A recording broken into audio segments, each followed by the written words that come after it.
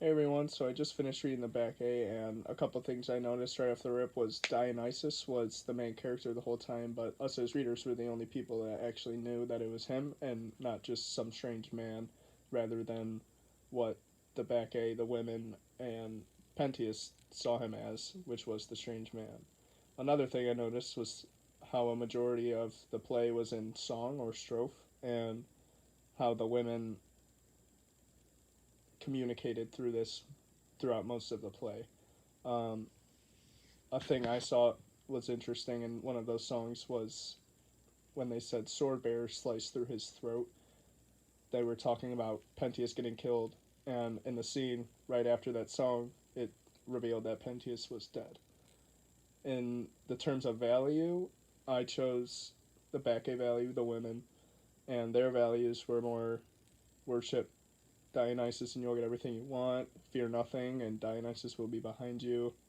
In one scene, the messenger was threatening the chorus, and they sang Dionysus holds me in his power, not Thebes. They were telling the women to go back to their location or something, and they said, no, Dionysus is where I am.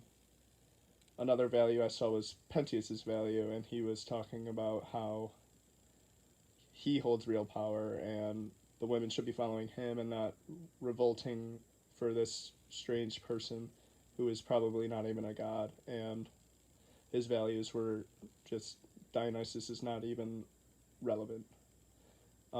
A word that I was looking up was the ivy spear, the thyrosis, and I knew that it was a spear off the rip, but I wanted to look like more into the meaning of it, and it showed that the spear was Dionysus's like symbolic weapon and instrument. Like it was a very symbolic instrument towards people, and but it was also used as a weapon, and like throughout the play I could see that like some they would say that some women were carrying the thyrosis, but after reading about it, it showed that it was actually a very important symbol in worshiping Bacchus, and if you don't have the thyros, you're probably not a worshiper of Bacchus. Question 4. I came to the conclusion that Pentheus does not see the Maenads the same.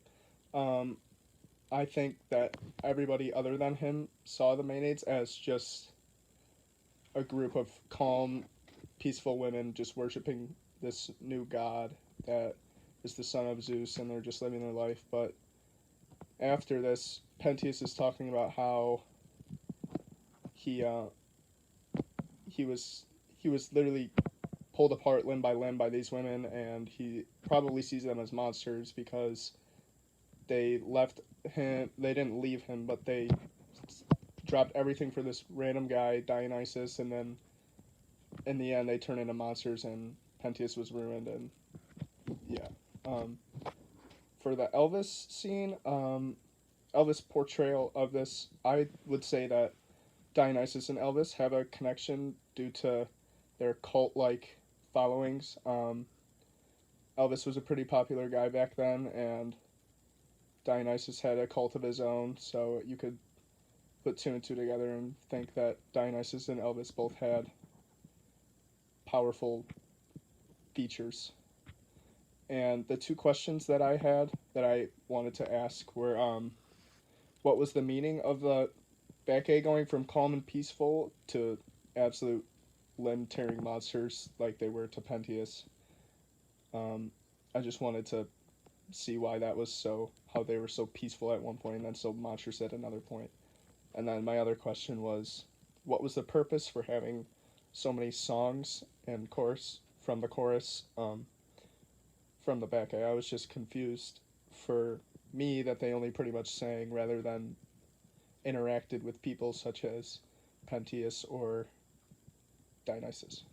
Yep, and that was my summary of the Bacchae. Thank you.